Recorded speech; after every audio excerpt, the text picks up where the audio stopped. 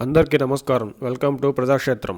Janasena party నాయకుల్లో రాష్ట్ర వ్యాప్తంగా గుర్తింపు ఉన్న అతి కొద్ది మంది మహిళా నేతల్లో రాయపాటి అరుణ్ గారు ఒకరు.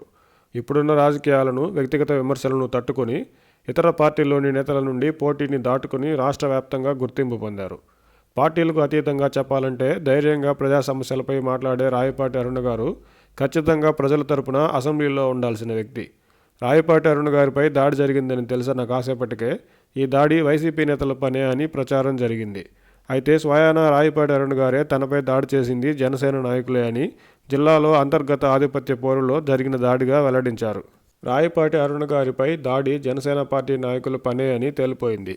జరిగిన దాడిపై పార్టీలోని అగ్రనాయకులకు సమాచారం ఇచ్చానని చెప్పిన అరుణ్ గారు సంబంధిత వ్యక్తులను పిలిచి మాట్లాడతామని, వారిపై న్యాయపరంగా ముందుకు వెళ్లాలని చెప్పినట్లు అరుణ్ గారు చెప్పడం జరిగింది. ఇంతవరకు బాగానే ఉన్నా ఇప్పటి వరకు దాడి చేసిన జనసేన కార్యకర్తలపై, వారి వెనుక ఉన్న వారిపై పార్టీ ఎటువంటి క్రమశిక్షణా చర్యలు తీసుకోకపోవడాన్ని ఖచ్చితంగా ఖండించాలి. పవన్ కళ్యాణ్ గారు ఒక సందర్భంలో ఆడబెబ్బులిగా అభివర్ణించిన రాయపాటి అరుణ్ గారిపై సొంత పార్టీ నాయకులే దాడి చేస్తే ఇప్పటి వరకు ఎటువంటి క్రమశిక్షణా చర్యలు తీసుకోకపోవడం శోచనీయం.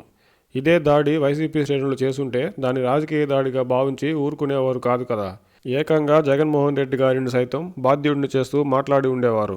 గతంలో జనసేన వైపు బలంగా గళం విలిపించే కళ్యాణ్ దిలీప్ సుంకర గారు అధికారంలో ఉన్న వ్యక్తులు వ్యవస్థలను ఏ విధంగా వాడుకోగలరో చెప్తూ చేసిన ఒక వీడియో టీడీపీకి ఇబ్బంది కలిగేలా ఉందని, అది టీడీపీ జనసేన పొత్తు నేపథ్యంలో అలాంటి వీడియోలు పొత్తుకు నష్టం చేస్తాయని భావించి వెంటనే అలర్ట్ అయ్యి స్పందించిన జనసేన నాయకత్వం రాయపాటి అరుణ్ గారిపై సొంత నాయకులే దాడి చేసినా కేవలం మాట్లాడతామని, న్యాయపరంగా వెళ్ళమని సలహా ఇచ్చి ఊరుకోవడం ద్వంద్వ నీతి కాదా?